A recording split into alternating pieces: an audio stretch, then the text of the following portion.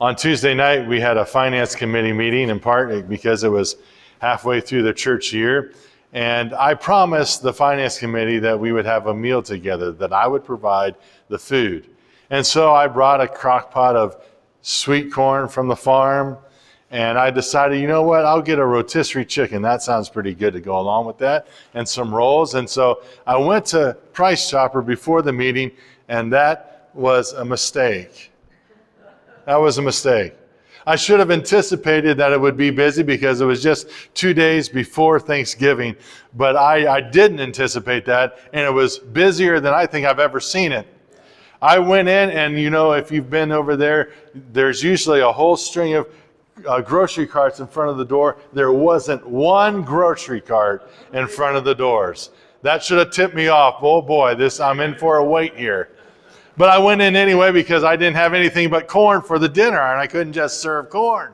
So I went in and I saw that there was a mass of people, and I said, I got to hurry up and get out of here. I'm not going to make the meeting in time. I got the chicken, I got the rolls, and I didn't realize how really busy they were until I saw the lines. The lines that were open had people all the way back into the aisles. And then the self-checkout lane, which I decided to go in because I only had 4 different items, and they had multiple lanes open in there. That was backed up down the aisles, around the corner, and 3 aisles toward the bakery. If you've ever been to Price Chopper, that's how backed up it was. And I looked at my clock. It was 5:48. The meeting was at 6:30, and I was wondering if I was going to make the meeting in time. Thankfully, I did. But you've had to wait in lines like that, haven't you? I haven't met anybody who's liked waiting in line. Anyone here? Would they say, yeah, I love waiting in line? Nobody? Yeah, and especially if you have somewhere to be. You get kind of anxious. You can get a little bit impatient, like, hurry it up, let's move it. Where are the other checkout people? Call them up here and get them working, right? You might get a little impatient with people. You say you're not going to do it again. Okay. I've not said that, but you might say that, yeah. Yeah. It seems that that's not only true of waiting in line, but true of waiting in general in this culture of instant access to information, instant answers, instant mashed potatoes, fast food, all these things. We want it now and don't want to wait. I think that's not only true of waiting in line, but waiting in general. It's like, hurry it up, hurry it up.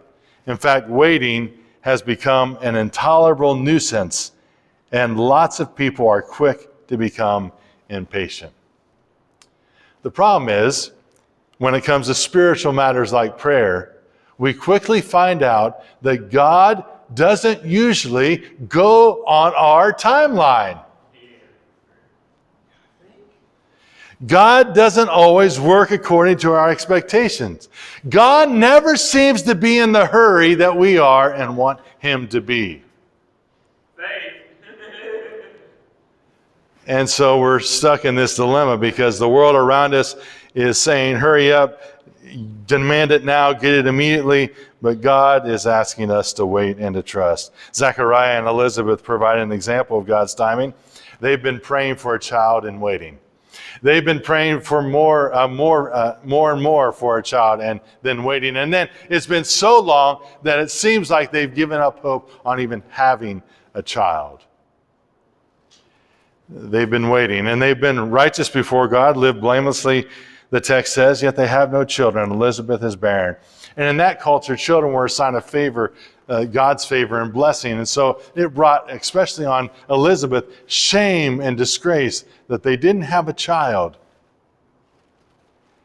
David Neely points out that as an active priest, Zechariah must have been under 50 years old, according to the stipulations of Numbers chapter 8. Young by contemporary standards, but still, that's late in life to be having a child. And I'm 50.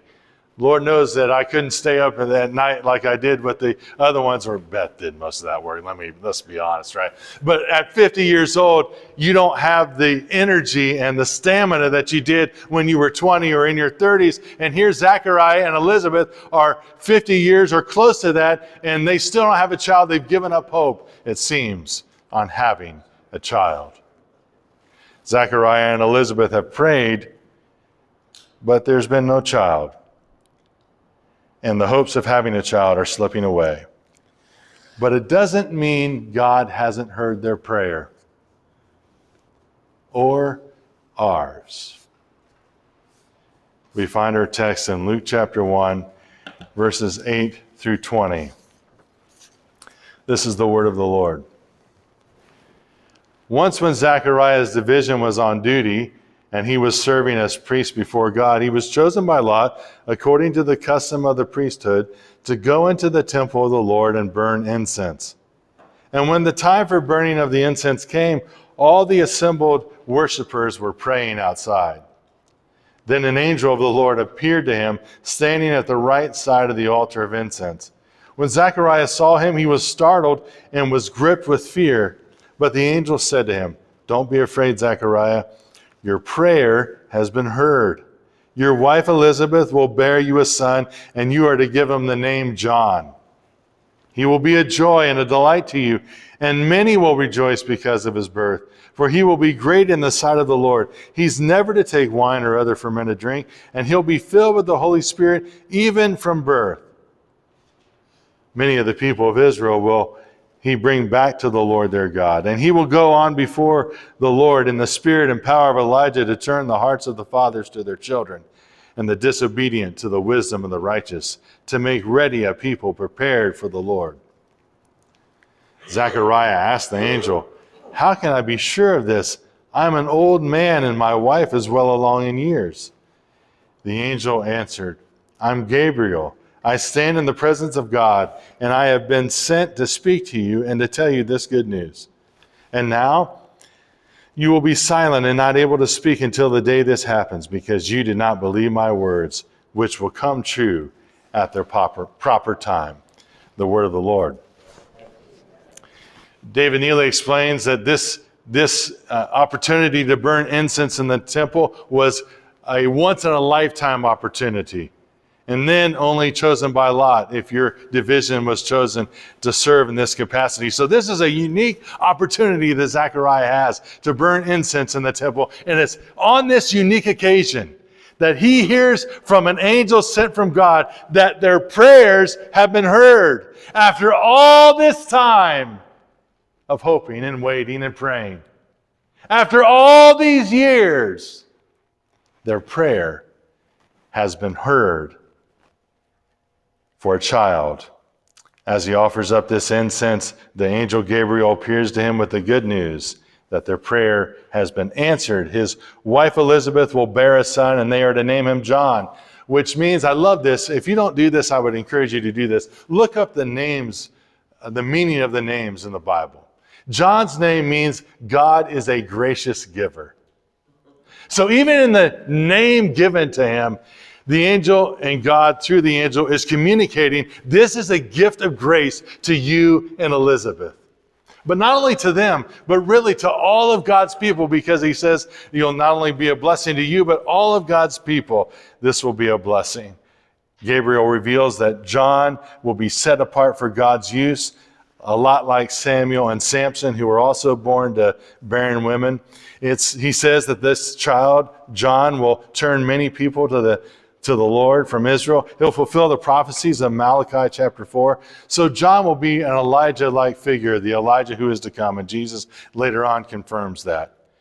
David Neely says this connection emphasizes John will lead a renewal movement as a precursor to the day of the Lord. This movement will be characterized by a concern for healing families and restoring authority of the righteous within the community. So this is a lot to take in, isn't it? Zechariah is hearing not only that the prayer would be answered, but who their child is going to be. And it ties in with later on John's ministry of what we know about John, that he brings this message of repent and believe the good news. The kingdom of God is near. And this baptism of forgiveness for the forgiveness of sins. All this is tied in. He'll prepare the way for the Lord, he's told. His child, John, the one that they've been praying for and hoping for and praying for, is going to be the forerunner of the Lord, the Messiah. I love the meaning of this word, to make ready. It means, I looked it up, is drawn from an oriental custom of sending people before kings on their journey to make sure the road's all clear of stones and anything that would cause some problems or trouble. It's to make preparations for their path to be ready. And that's what John will do for Jesus, the Messiah. Zacharias told all of this as he's trying to burn the incense. His duty that he went into the temple for. He's being told who his child will be. This would be especially good news for Elizabeth as well, the one who's had to bear the shame, even though it was no fault of her own. David Neely says, Elizabeth, after a life of childlessness, will bear the herald of Israel's Messiah. This is an example of a prayer that was answered beyond what they asked for and beyond their imagination of what they were thinking about. In fact, so much so, Zechariah doesn't believe it. He's having a hard time comprehending, even though his name means the Lord remembers, as in the Lord's going to remember and hear your prayer requests in the context of this account. Zechariah is overwhelmed by this revelation of who this child is going to be, and he doesn't believe it, even though he has precedent in the Old Testament. Abraham and Sarah were more than double their age, and they had a child because the Lord intervened for them. Abraham was 100 years old when he had Isaac through Sarah. And now Zechariah, who's half that age, still can't wrap his mind around it. And we probably shouldn't be too hard on him, because I think we would probably have the same kind of trouble. But Zechariah can't understand how this would happen. And he says, how will this be so? How will this be so? Because we're both well advanced in years, he tells the angel. He can't understand how it's going to happen. Ken Hur says his lack of belief resulted in his inability to verbally communicate with others what God was planning, at least until later. Think about that. He goes outside and he wants to tell people what's happening. They realize that he's seen a vision. The rest of the text says, and he can't even tell them what he has been told because of his unbelief. But here's how gracious God is. Remember, John means God is a gracious giver. Nevertheless, Gabriel the angel tells him, even though you have not believed my words, it's going to happen anyway. Isn't that so gracious of God? Even though Zechariah didn't believe, Gabriel says it's going to happen right on time. It's going to happen at the proper time. That son I just told you about will be born, even though you don't believe it. It is sometimes hard to understand God's timing and to wait on him, isn't it? Mark Mitchell says, Advent reminds us that God's plan often includes seasons of waiting. And certainly Zechariah and Elizabeth, they're waiting for the answer to prayer. Then think about this. Once Elizabeth becomes pregnant, then they still have to wait the 9 months for that pregnancy to come to full term. I think that's probably part of why she went into seclusion for 5 months, just to make sure that this pregnancy was going to last. And then there's the waiting of John's ministry to actually come to fruition as well, where he would prepare the way for the Lord. All of these are examples of what we're doing in this season of waiting and anticipation and expectation for the hope we have in Christ. It's all examples of this waiting, even if we have trouble with it. Waiting in preparation. We have trouble with those concepts many times. Perhaps like Zechariah and Elizabeth, your hope has waned for different reasons than a hope for a pregnancy. But your hope has waned. Maybe it's having to do with something in terms of goals you've had that you set out to accomplish, and things just keep getting in the way of that. Or maybe it's because things aren't going as you had hoped at school or work or at home, and things aren't very hopeful for you. Or maybe it's to do with your health. John Comer says, we often think of the opposite of hope as despair, but for most people, the struggle is not full-on despair, but a notch down with disappointment. He says, I was listening to a group of sociologists recently who said that the primary American emotion is disappointment. What disappointments do you bring with you this morning? That's a rhetorical question. You don't have to answer that out loud. But what disappointments, unmet expectations, things that you had hoped for but didn't come to fruition? What are those kinds of things that you're bringing with you this morning? Zachariah and Elizabeth have been praying and hoping and waiting for who knows how long, probably even decades maybe, for this child. But it hadn't come to fruition yet until they're told by the angel it would. Maybe this Advent, we can take time enough to reflect on God's wonderful timing. Even if we didn't understand it to begin with, we can begin to see the reasons for God's wonderful timing, especially with this. John had to be born at this time because that's when the Messiah was going to be born. If he was going to be the one to prepare the way, he couldn't be 80 years old probably to do that. He needed to be born as a contemporary of the Lord. So what could we do this season of Advent to really, truly reflect on prayerfully about God's wonderful timing? Not only in terms of answers to prayer, but perhaps also in terms of those unmet expectations, those disappointments that we might be carrying with us this morning. Or to take it a step further, what about also in terms of the gracious gifts God does for us and gives us that we didn't even think about asking for? The mercies that he shows us that seem to come at just the right time.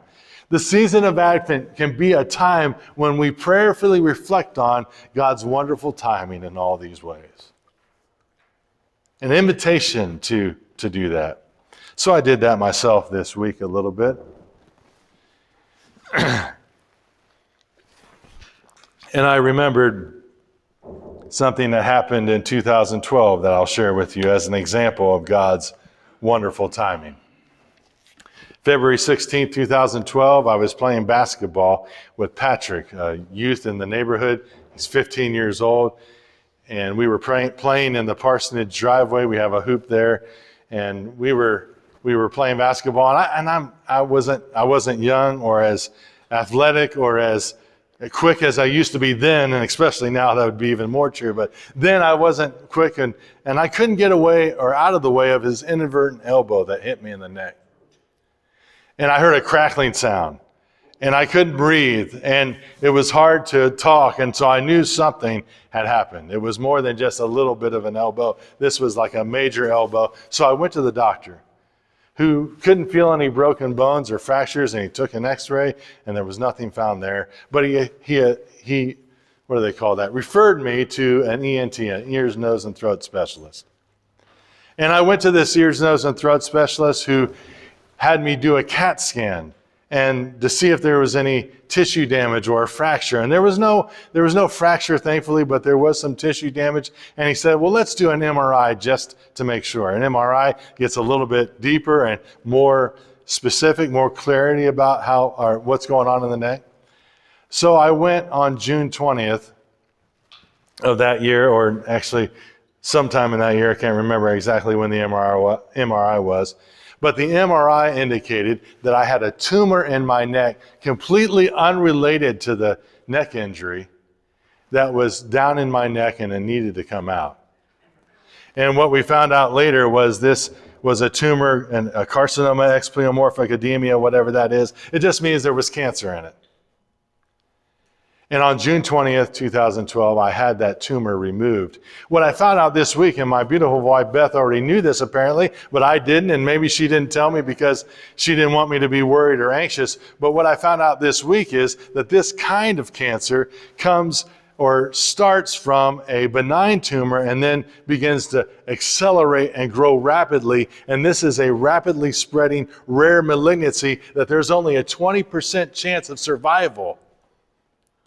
But you see, at just the right time, I was playing basketball with Patrick, who elbowed me in the neck at just the right time before that started to break out from that tumor into the rest of my body. And it was discovered and removed through that surgery. Can I speak up right now? I'll tell you something that goes right along with that. My twin sister's husband was dying, had 10 days to live. He was laying there in fetal position, kidneys failing. He got up Friday, went into the kitchen, had Kentucky Fried Chicken with the family. The next day, he's in a chair running right around the house. So he's healed, totally healed. Mm-hmm. Yeah. Thanks be to God. Yeah. God does that, doesn't he? Yes. And I gave God thanks for his wonderful timing in my life. And that's just one example. Many of you could give more, as Bonnie did this morning, of God's wonderful timing, his providential care, the way he looks after us and over us. And what we're celebrating during this time of Advent and what we're preparing for is that God has, in his wonderful timing, sent the Son at just the right time. Galatians 4 and 5, read this morning already. But when the set time had fully come, God sent his Son, born of a woman, born under the law, to redeem those under the law, that we too might receive adoption to sonship. Did you hear it? When the time had fully come, at the right time. That's God's wonderful timing that Zechariah and Elizabeth are learning about, but also all of God's people who had prayed and hoped for and waited for the Messiah learned about. That God, yes, he had heard their prayers and was sending the Son at just the right time. It's God's wonderful timing. I hope we will spend some time reflecting on God's wonderful timing during this season, because these accounts of both John and Jesus' birth invite us to do that and reveal, in part already, I've already said it, that God is a gracious giver. That can be part of what our reflection includes. God is a gracious giver. Think about it from Elizabeth and Zechariah's point of view. That's what John's name means. And not only does Elizabeth receive this child now after all these years, after all this waiting, after all this hope, but her shame is also taken away. Verse 25, she says, Lord, you've done this for me. You've taken away my disgrace among the people. It's another gift of his grace that she's experiencing. The Message puts it, she went off by herself for 5 months, relishing in her pregnancy. So this is how God acts to remedy my unfortunate conditions, he said. This is part of her reflection of God's wonderful timing. She becomes one of those women that we see in the Old Testament who were barren, but God acted in a specific way on their behalf, but also for his people. For Isaac, who was born to Sarah, for Samson, who's born to Manoah's wife, for Samuel, who is born to Hannah, and now John, who's born to Elizabeth. And not only that, but John's ministry and what he'll do to prepare the way for the Lord anticipates God's indescribable gift, Paul calls it in 2 Corinthians, Jesus, the Messiah.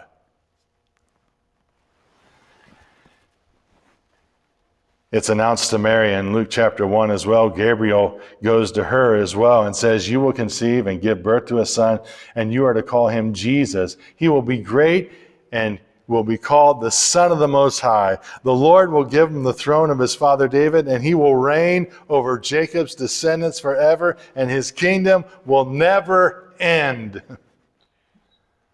God is a gracious giver, and this all came about in the fullness of time, at just the right time, according to God's wonderful timing. Even if these people were trying to figure it out and didn't understand why God was waiting so long, that was only their human perspective on things. They didn't truly understand everything God was doing, but then they see how God acted in his wonderful timing. In fact, this morning read about the Advent reading These 4 outer candles represent the 4 centuries. Think about that. You think I had to wait long in line at Price Chopper? 4 centuries they were waiting for God's Messiah to be sent. Waiting and hoping and expecting God to keep his promise. So the invitation again is for us to reflect on God's wonderful timing, because God is a gracious giver. That's what's revealed here. But also because God can do more than we ask or imagine. That's what he did for Zechariah and Elizabeth.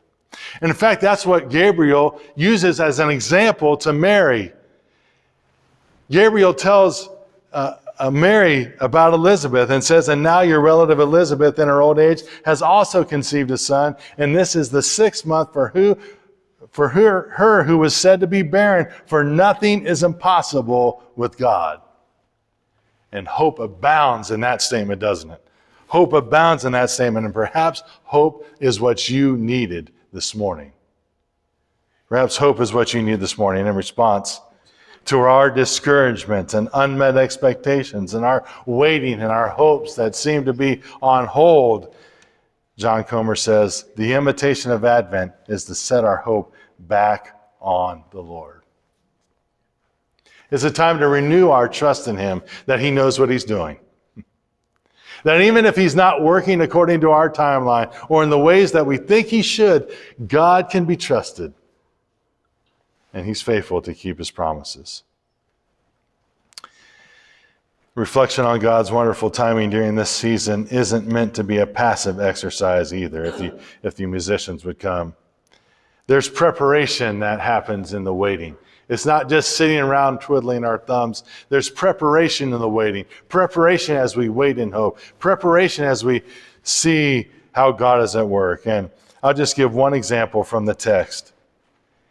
It's interesting, notice that part of John's ministry to prepare people for the Lord's coming is to strengthen and heal family relationships. So one of the preparations is asking how the Lord might invite us to help invest and give time in our own family relationships, and what relationships need intention and repair, and where there's need for forgiveness and reconciliation. But it's all part of this invitation to reflect on God's wonderful timing that we might not understand in the moments, but then it just will work out and we see God has done exactly what he planned to do by sending the Son, Jesus Christ. Let's stand and sing that hymn that we sang earlier in response, Come Thou Long Expected Jesus, and may this renew our hope in him, and let us set our hope and trust in him as we sing.